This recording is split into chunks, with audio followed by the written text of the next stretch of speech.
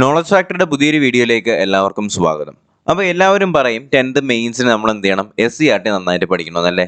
പക്ഷേ ഓരോ ടോപ്പിക് അനുസരിച്ച് ഏതൊക്കെ പാഠഭാഗങ്ങളാണ് നമ്മൾ പഠിക്കേണ്ടത് എന്ന് വ്യക്തമായിട്ട് പറഞ്ഞു തരാനാണ് ഏറ്റവും കൂടുതൽ ബുദ്ധിമുട്ട്. അപ്പോൾ നമ്മളിന്ന് ഈ വീഡിയോയിൽ നമ്മൾ 10th മെയിൻസുമായിട്ട് റിലേറ്റ് ചെയ്തിട്ട് SCERT പാഠഭാഗങ്ങളിൽ നിന്ന് ഏതൊക്കെ പാഠങ്ങൾ ഏതൊക്കെ ടോപ്പിക്കുകളിലാണ് നമ്മൾ പഠിക്കേണ്ടതെന്നാണ് ഈ ഒരു വീഡിയോയ്ക്കകത്ത് പറയാനായിട്ട് ഉദ്ദേശിക്കുന്നത്. അപ്പോൾ തീർച്ചയായിട്ടും വീഡിയോയിലേക്ക് കിടക്കുന്നതിന് മുന്നേ ചാനൽ ഇതുവരെ സബ്സ്ക്രൈബ് ചെയ്യാത്ത ആരെങ്കിലും ഉണ്ടെങ്കിൽ ചാനലൊന്ന് സബ്സ്ക്രൈബ് ചെയ്യുക. അതുപോലെ തന്നെ വീഡിയോ ലൈക്ക് ചെയ്യാനും നിങ്ങളുടെ അഭിപ്രായങ്ങൾ കമൻറ്റുകളായിട്ട് രേഖപ്പെടുത്താനും മറക്കരുത്. ഓക്കെ, അപ്പോൾ ഈ ഒരു PDF ആവശ്യമുള്ള ആരെങ്കിലും ഉണ്ടെങ്കിൽ നമ്മുടെ ടെലിഗ്രാം ചാനലിലേക്ക് ജോയിൻ ചെയ്യുക. അതിലേക്കുള്ള ലിങ്ക് ഞാൻ ഡിസ്ക്രിപ്ഷൻ ബോക്സിൽ കൊടുത്തേക്കാം. അപ്പോൾ ഈ ഒരു ലിസ്റ്റിനകത്ത് പറഞ്ഞിട്ടുള്ള ഓർഡർ അനുസരിച്ചുള്ള ക്ലാസ്സുകൾ തീർച്ചയായിട്ടും നിങ്ങൾക്ക് നമ്മുടെ ചാനൽ മുഖാന്തരം ഇനി തൊട്ട് ലഭിക്കുന്നതായിരിക്കും. ഓക്കെ, അപ്പോൾ ഇനി തൊട്ട് നമ്മുടെ ചാനലിൽ വരാനായിട്ട് പോകുന്നത് 10th മെയിൻസുമായിട്ട് റിലേറ്റ് ചെയ്തിട്ടുള്ള ക്ലാസ്സുകളായിരിക്കും. നമ്മൾ ഒഫീഷ്യലായിട്ട് നമ്മുടെ ക്ലാസ് സ്റ്റാർട്ട് ചെയ്യാനായിട്ട് പോകുന്നത് ഡിസംബർ 1-ാം തീയതി മുതലാണ് കേട്ടോ. അപ്പോൾ ഈ ഒരു ലിസ്റ്റ് നിങ്ങൾ പറ്റുമെങ്കിൽ എന്ത് ചെയ്യുക, ഒരു പ്രിൻ്റ് ഔട്ട് എടുത്ത് വയ്ക്കുക. നമ്മുടെ സിലബസും കൂടി നിങ്ങളൊന്ന് പ്രിൻ്റ് ഔട്ട് എടുത്ത് വയ്ക്കുക. ഓക്കെ, അപ്പോൾ എന്തായാലും നമുക്ക് കാര്യത്തിലേക്ക് തന്നെ കിടക്കാം.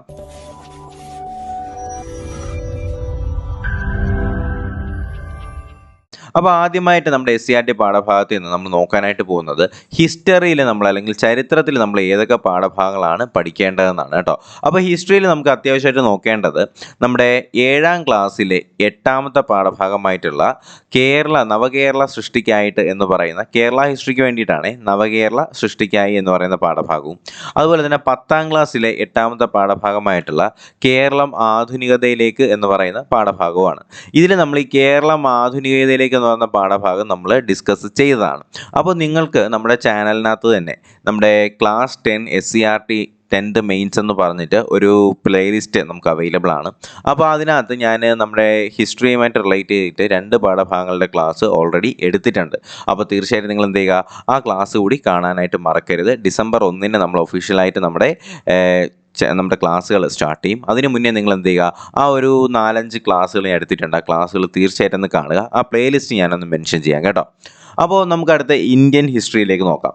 ഇന്ത്യൻ ഹിസ്റ്ററിയിൽ നമ്മൾ പഠിക്കേണ്ടതായിട്ട് വരുന്നത് കുറച്ച് പാഠഭാഗങ്ങളാണ്. ഏതൊക്കെയാണെന്ന് ചോദിച്ചാൽ നമ്മുടെ 7ാം ക്ലാസ്സിലെ 2ാമത്തെ പാഠഭാഗമായിട്ടുള്ള കച്ചവടത്തിൽ നിന്ന് അധികാരത്തിലേക്ക്, അതുപോലെ തന്നെ 7ാം ക്ലാസ്സിലെ 3ാമത്തെ പാഠഭാഗമായിട്ടുള്ള ചെറുത്തുനിൽപ്പുകളും 1ാം സ്വാതന്ത്ര്യ സമരവും, 7ാം ക്ലാസ്സിലെ 4ാമത്തെ പാഠഭാഗമായിട്ടുള്ള ഇന്ത്യ പുതുയുഗത്തിലേക്ക്, 7ാം ക്ലാസ്സിലെ 9ാമത്തെ പാഠഭാഗമായിട്ടുള്ള ഗാന്ധിജിയും സ്വാതന്ത്ര്യ സമരവും, അതുപോലെ തന്നെ 10ാം ക്ലാസ്സിലെ 4ാമത്തെ പാഠഭാഗമായിട്ടുള്ള ബ്രിട്ടീഷ് ചൂഷണവും ചെറുത്തുനിൽപ്പുകളും, 10ാം ക്ലാസ്സിലെ 5ാമത്തെ പാഠഭാഗമായിട്ടുള്ള സംസ്കാരവും ദേശീയതയും, അതുപോലെ തന്നെ 10ാം ക്ലാസ്സിലെ 6ാമത്തെ പാഠഭാഗമായിട്ടുള്ള സമരവും സ്വാതന്ത്ര്യവും, അതുപോലെ തന്നെ 10ാം ക്ലാസ്സിലെ 7ാമത്തെ പാഠഭാഗമായിട്ടുള്ള സ്വാതന്ത്ര്യാനന്തര ഇന്ത്യയും. ഓക്കെ, അടുത്ത നമുക്ക് ലോക ചരിത്രത്തിനെ കുറിച്ച് നമുക്ക് പഠിക്കേണ്ടത് ഏതൊക്കെ പാഠഭാഗങ്ങളെന്നാണ്. അത് 7ാം ക്ലാസ്സിൽ 1ാമത്തെ പാഠഭാഗം യൂറോപ്പ് പരിവർത്തന പാതയിൽ, ഇതിനെക്കുറിച്ച് നമ്മൾ ഡീറ്റെയിൽ ആയിട്ട് ക്ലാസ് എടുത്തതാണ്. 10ാം ക്ലാസ്സിലെ 1ാമത്തെ പാഠഭാഗം ലോകത്തെ സ്വാധീനിച്ച വിപ്ലവങ്ങൾ, ഇതും നമ്മൾ ക്ലാസ് എടുത്തതാണ്. തീർച്ചയായിട്ടും ഈ ക്ലാസ്സുകൾ കാണാത്തവരുണ്ടെങ്കിൽ അതൊന്ന് കാണുക. ഞാൻ ലിങ്ക് താഴെ കൊടുത്തിട്ടുണ്ട്. ഒരു പ്ലേലിസ്റ്റ് ഉണ്ട്. ഞാൻ പറഞ്ഞ പോലെ തന്നെ SCERT 10th മെയിൻസ് ക്ലാസ് എന്ന് പറഞ്ഞിട്ട് ഒരു പ്ലേലിസ്റ്റ് ഉണ്ട്. അപ്പോൾ ആ പ്ലേലിസ്റ്റ് തീർച്ചയായിട്ടും നിങ്ങൾ ഇടയ്ക്കിടയ്ക്ക് നോക്കണം കേട്ടോ. അതുപോലെ തന്നെ 10ാം ക്ലാസ്സിലെ 2ാമത്തെ പാഠഭാഗമായിട്ടുള്ള ലോകം 20ാം നൂറ്റാണ്ടിൽ, 10ാം ക്ലാസ്സിലെ 2ാമത്തെ പാഠഭാഗമായിട്ടുള്ള വിപ്ലവങ്ങളുടെ കാലം, ഇത് നമ്മുടെ SCERT 2011 വേർഷനാണ്.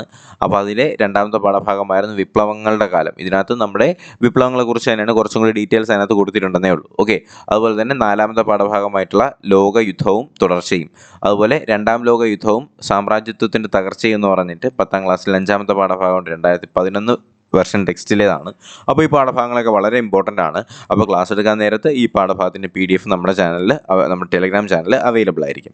അതുപോലെ തന്നെ ജോഗ്രഫിക്കകത്ത് നമുക്ക് കേരള ജോഗ്രഫി പഠിക്കണം, ഇന്ത്യൻ ജോഗ്രഫി പഠിക്കണം, വേൾഡ് ജോഗ്രഫി പഠിക്കണം. അതിൽ കേരള ജോഗ്രഫിയിൽ നമുക്ക് നോക്കേണ്ടത് 2 പാഠഭാഗങ്ങളാണ്. കേരളക്കരയിലും അതുപോലെ തന്നെ കേരളം മണ്ണും മഴയും മനുഷ്യനും എന്ന് പറഞ്ഞിട്ട് 10ാം ക്ലാസ്സിൽ നമ്മുടെ 5ാം ക്ലാസ്സിലെ 6ാം ക്ലാസ്സിലെയും സിമ്പിളായിട്ടുള്ള കുറച്ച് പാഠഭാഗങ്ങളാണ്.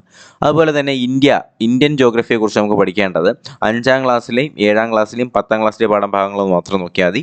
5ാം ക്ലാസ്സിലെ ചാപ്റ്റർ 11 നമ്മുടെ ഇന്ത്യ, 7ാം ക്ലാസ്സിലെ ചാപ്റ്റർ 13 ഇന്ത്യയിലൂടെ, 10ാം ക്ലാസ്സിലെ ചാപ്റ്റർ 7 വൈവിധ്യങ്ങളുടെ ഇന്ത്യ, 10ാം ക്ലാസ്സിലെ ചാപ്റ്റർ 8 ഇന്ത്യ സാമ്പത്തിക ഭൂമിശാസ്ത്രം. ഓക്കെ, അപ്പോൾ ഇത്രയും പാഠഭാഗങ്ങൾ നമുക്ക് എന്ത് ചെയ്യണം, ഇന്ത്യൻ ജോഗ്രഫി ആയിട്ട് റിലേറ്റ് ചെയ്ത് നോക്കണം.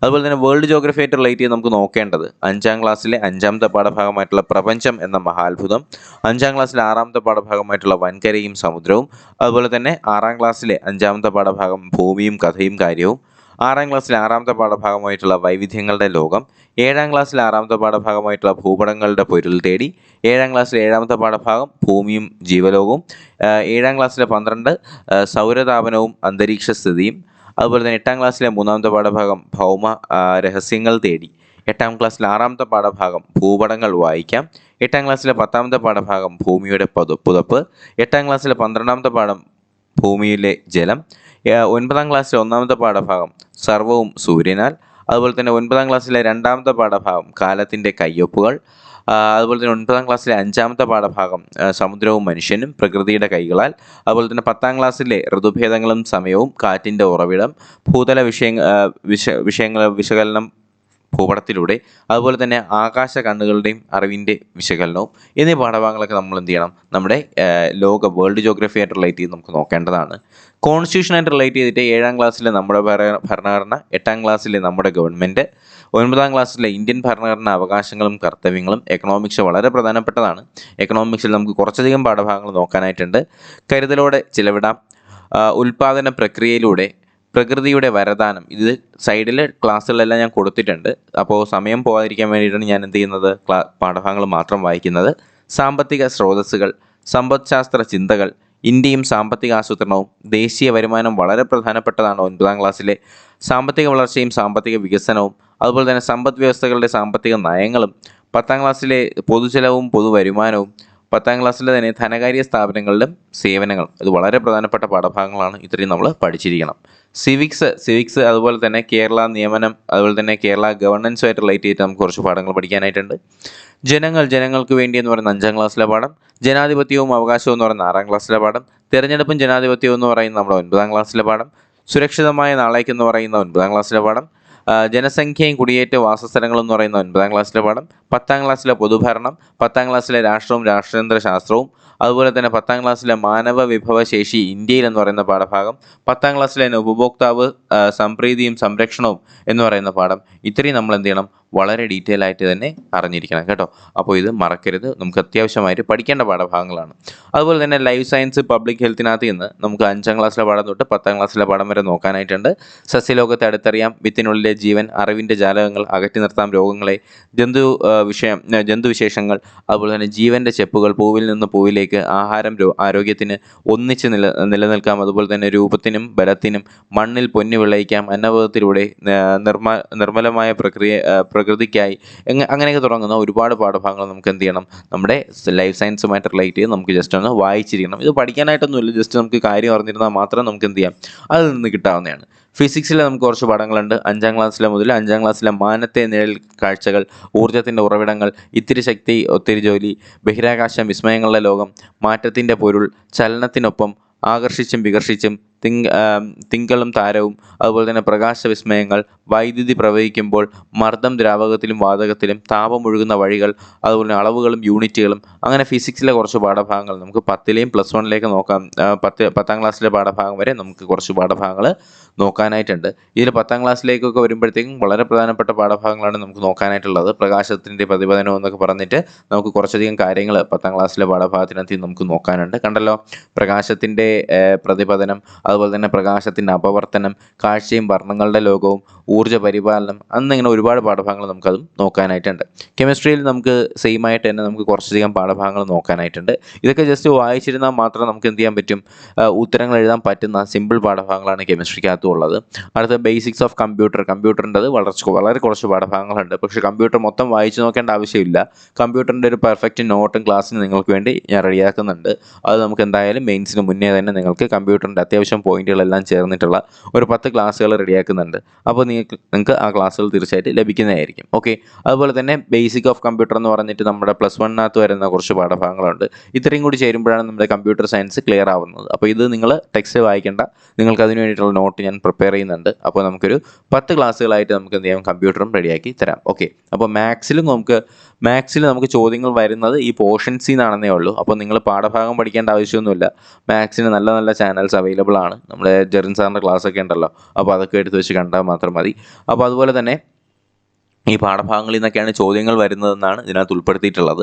അപ്പോൾ ഇതുമായിട്ട് റിലേറ്റ് ചെയ്തിട്ടുള്ള പാഠഭാഗങ്ങൾ വേണം, ക്ലാസ്സുകൾ വേണം നിങ്ങൾ കാണാനായിട്ടും. നമുക്കറിയാം ഏതൊക്കെയാണ് മാത്സിൽ നിന്ന് വരാൻ സാധ്യതയുള്ള പോർഷൻസ് ഏതൊക്കെയാണെന്നൊക്കെ നമുക്ക് വളരെ വ്യക്തമായിട്ട് അറിയാം. അതുകൊണ്ട് മാത്സിനെ കുറിച്ച് ഡീറ്റെയിൽ ആയിട്ട് ഞാൻ പറയുന്നില്ല. അപ്പോൾ ഇത്രയും കാര്യങ്ങളാണ് നമുക്ക് 10th മെയിൻസിന് വേണ്ടിയിട്ട് ശ്രദ്ധിക്കേണ്ടത്. അപ്പോൾ ഡിസംബർ 1 മുതൽ നമ്മുടെ ക്ലാസ്സുകൾ അവൈലബിൾ ആയിരിക്കും. പല പോർഷൻസ് നമ്മൾ SCERT മാത്രമല്ല SCERTയും അല്ലാത്ത ടോപ്പിക്കുകളും കൂടിയൊക്കെ ഉൾപ്പെടുത്തിയിട്ടുള്ള ക്ലാസ്സുകളായിരിക്കും നമ്മുടെ ചാനലിൽ 1 തീയതി തൊട്ട് അവൈലബിൾ ആവുക. അപ്പോൾ തീർച്ചയായിട്ടും ഇതിനു മുന്നേ ചാനൽ ഇതുവരെ സബ്സ്ക്രൈബ് ചെയ്യാത്ത ആരെങ്കിലും ഉണ്ടെങ്കിൽ ചാനൽ ഒന്ന് സബ്സ്ക്രൈബ് ചെയ്യുക. PDF ഡൗൺലോഡ് ചെയ്യുന്നതിനായിട്ട് നമ്മുടെ ടെലഗ്രാം ചാനലിലേക്ക് ജോയിൻ ചെയ്താൽ ഇതിൻ്റെ PDF എന്ത് ചെയ്യും, നമ്മുടെ ടെലഗ്രാം ചാനൽ അവൈലബിൾ ആയിരിക്കും. അതുപോലെ തന്നെ നിങ്ങളുടെ സുഹൃത്തുക്കൾ ആരെങ്കിലുമൊക്കെ നല്ല മാർക്കൊക്കെ ഉള്ളവരുണ്ടെങ്കിൽ 10th മെയിൻസിലേക്ക് പ്രിപ്പയർ ചെയ്യുന്നവരുണ്ടെങ്കിൽ ഈ വീഡിയോ അവർക്ക് വേണ്ടിയിട്ട് എന്ത് ചെയ്യുക, ഒന്ന് ഷെയർ ചെയ്ത് കൊടുക്കുക.